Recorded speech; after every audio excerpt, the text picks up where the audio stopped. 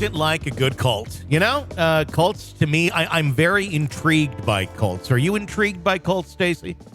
I am. And I look in our society, I think we have tiny little cults that are, acceptable. So yeah, I'm very interested in them. Yeah, we do. There is a lot of that where it's like micro cults, if you will, Yes. I think in some cases. And they can get kind of scary. This one, not in the United States, but it's demanding a lot of attention just because of the what word am I looking for here? The volume of deaths, the weight that it holds. In terms of horrible behavior. The Good News International Ministries, otherwise known as the Malindi cult, I believe is how it's enunciated, founded by Paul Mackenzie in 2003 in Kenya. So in case you were looking for a cult to join in 2003 in Kenya, you missed your opportunity because he is in jail now because he wasn't a very good cult leader. No. That's something you don't hear much. You don't hear, hey, yeah, I was in that cult for all those years. Man, that was a good leader. I like that. But you know what, Tony? I've got a question for you. Isn't the point of having membership to a group to keep your members alive? Usually, unless your goal is to kill them.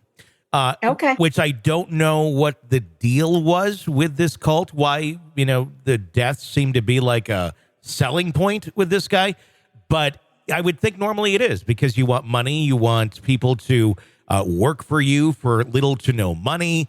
And basically you want to control a whole large group of people to get them to do what you want whenever you want because they believe you are the leader and you have either you are God or you have some sort of connection to the God or spiritual being that they all believe in. And at the end of the day, when they all die, nothing to worry about because your cult leader said it's all good. He has that direct connection to God.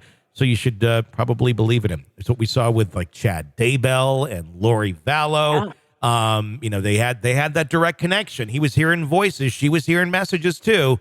I mean, it's the tenets of any sort of cult. This guy apparently started out as a cab driver quite a ways back. And was actually fined for his ministries because he was preaching to people in the cabs way back in the day in 1997. And he was fined for his sermons, but acquitted due to lack of evidence. Now, why was he fined for preaching in a cab in Nairobi? I don't know. Probably against some sort of, law, regulations of what you're deemed to be appropriate to do when you have people in your cab.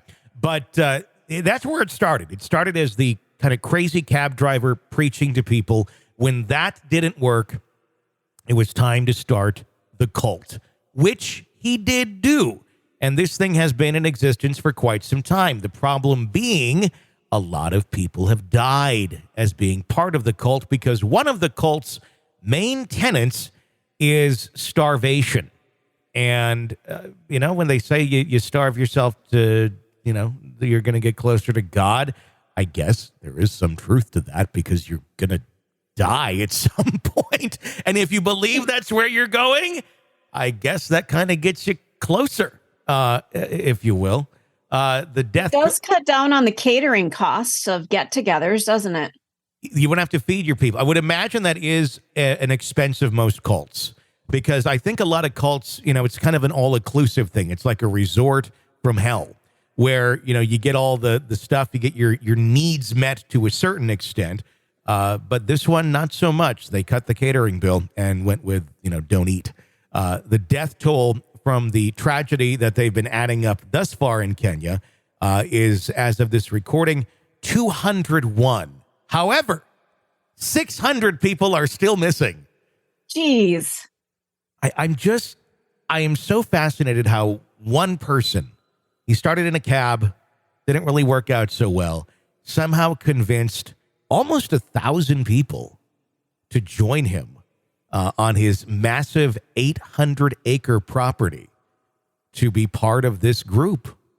I just don't understand how, we've seen charismatic leaders. We've seen charismatic movie stars and people that you would follow to the ends of the earth. But I think at some point, wouldn't common sense kick in that, Garth Brooks wants me to starve myself so I can get closer to what. No, you go, you know what? He's a great artist. He's a fabulous performer, but I'm going to draw the line somewhere. He's not the personality, How do these though. people cross that? It's not just like, hey, you're famous, let me do whatever you say, because this guy certainly wasn't famous. You can be anybody off the street. It doesn't take a celebrity. It just takes the right type of individual that is somehow cunning enough to make you believe. I think if Garth Brooks said, to stop eating tomorrow, very few would do. Maybe you'd have a couple. But if you had someone that people seem to go to the ends of the earth on, and will follow blindly no matter what they say, you'd have to find a more charismatic person in history. I'm not trying to be political here, but I think Donald Trump could probably ask a lot of people to do that, and they would. I'm not saying he has. I'm not saying pro. I'm not saying anti. I'm just saying he has that power, and people have that sort of. Not everyone, but some people have that sort of kind of strange relationship with an individual that they've never met. There's a sort of power there, and I don't know what that is. But there's other leaders, there's other people in history who certainly have had that as well. Take a look at Hitler. How Hitler got so many people to do just horrific things just by asking them to do it and ordering them to do it. And sometimes it happens because you have no choice and you need to go along for your own survival.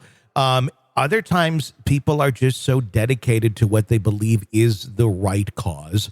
And if this person who you trusted for everything is telling you something that is right, or you believe they've always been right on everything, well, why would they be wrong if they're telling you to do this now? It would then have to put into question every single belief that you've had in this individual for all that time could possibly be incorrect. And it changes your narrative so dramatically that it will be far more easy to go along with drinking the Kool-Aid than it would be to question your judgment over the last however long you've been following someone. So we've seen so many people in even the podcast stories that where they just blindly follow and don't seem to be using their own critical thought. They're not stepping back and saying, wait a minute, I don't think this is right. No, they have gone full in down the rabbit hole, and they are there for all of it. Well, it certainly has worked for this guy for quite a while, despite claiming to have shut down his church in 2019 and moved to the forest for farming. Mackenzie, along with his wife and 16 others, are now in custody. By the way, that former property, that 800-acre property, it's basically filled with mass graves. Oh, jeez. Is what they are finding. Autopsies in over 100 bodies determined cause of death, including starvation, suffocation, strangulation, and blunt force trauma. The victims allegedly were ordered by their leader, Pastor Paul Mackenzie, to starve themselves to meet Jesus. The bodies that are being unearthed in the mass graves show signs of starvation. So, I mean, the thing that comes to mind when I think of mass graves and starvation is the Holocaust. If you've ever watched any of those videos, I don't know if they show them to children anymore, if it's too much of a trigger to deal with the reality of the world that we've lived in.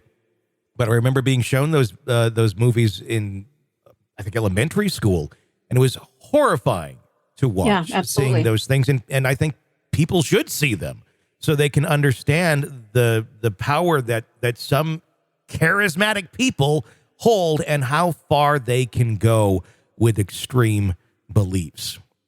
Extremely disturbing. And just to know that this has happened in the past and now here we are again. We don't know how big this story is going to get.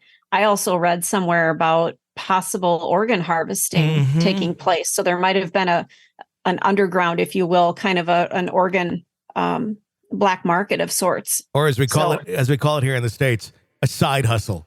His side hustle. Right? His side hustle was harvesting organs, it looks like. Local media have reported some bodies had missing internal organs, which would, I don't know how much money internal organs go for that have been starved to death and likely shut down. But I would imagine maybe some of it was going on Some of the other causes of death, well, here's where you probably get the healthy organs. Not starvation, suffocation, strangulation, and blunt force trauma are also some of the causes of death that they're finding on the hundreds of bodies on his cult farm. Rescue operations are ongoing on his property. However, the exact number of survivors rescued is not currently known. And I did read that even some of those who were rescued from his clutches, they still won't eat. They are refusing any nourishment because they are so believing that eating will cause them to not meet Jesus. So it's going to be something where they're going to need absolute care for quite some time after this. And I imagine some will still die because you get so far into somebody's head. Or they get into your head and it's like they tap into like core beliefs. It's not just, wants or needs. It's beyond needs. It's core survival.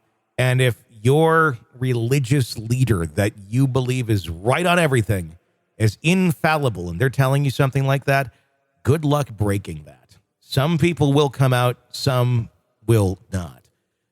As many survivors have been found in extremely weak states on his farm, unable to walk without assistance.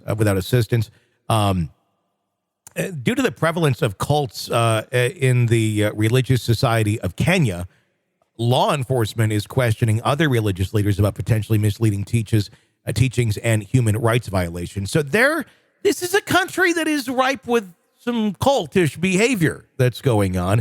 And people ultimately searching for something. Something is definitely missing in that society. If a land of cults is what it's turning into, that's what you typically see in areas with individuals who are missing something very deep in their soul, and they need some sort of guidance. I'm going to guess that's why you have that level of cultiness, if you will. Yeah, absolutely. In response to the tragic events, the president there has formed a commission to investigate the circumstances leading up to the deaths and recommend actions against any institutions that failed to act. Mackenzie was previously charged in connection to the deaths of children in his church on a separate case that's ongoing. I guess it's not quite like the U.S., where if you get charged in the deaths of children, you're behind bars. They let him hang on at his farm and continue to do his thing. Wow. So they could have prevented this. It looks like it could have been prevented in many ways, shapes, and forms. But how do you prevent people's belief systems, I guess, is the other thing. And churches and things like that. I know in the U.S., obviously, very protected. I would also, I'd be very curious if we did a deeper dive into religious practices in the United States. And there's a lot of one-offs. If you notice, in some areas, especially in the South where I live, you drive into almost any community, you're going to have a lot of churches, and some are big and some are really small, like really small. And usually the smaller it is, it's not so much, hey, we're more free. It's like, no, we're more controlling. It's more like there's one leader and there's 20 of you, and we are really going to dictate exactly what's going on. I mean, there are things like this, maybe not necessarily the 800 mass graves. That's for funeral homes, which we've learned in the last couple of years. But I would not be surprised if we see more of this sort of thing around. But it's protected, and it's in the name of a religion. And it's scary what you can get people to do when you involve God. Yeah. So. Oh yeah, it's like it's a drug. It really is. And if you go up against it, you're basically sending yourself to hell. That's what some of these people believe, and it's we've seen there's a diversion from religion in Generation Z. A lot of them don't want anything to do with religion. Yeah. But when we look at our parents, they dive more into it, it seems. So it's just really a very strange cross section of the world right now. So if you do go to Kenya and there's like, the excursion list that you get, like, hey, let's go this, the doomsday cult, that is one, anything involving Paul Mackenzie, avoid it. It is no longer an option for your tourist destination travel. Lots of other good things to see. Murder in the morning. Not the cult, though. Don't drink anything there. Don't have any snacks. Don't even go to the vending machine. You got to be careful with the cults. From the Hit Killers podcast.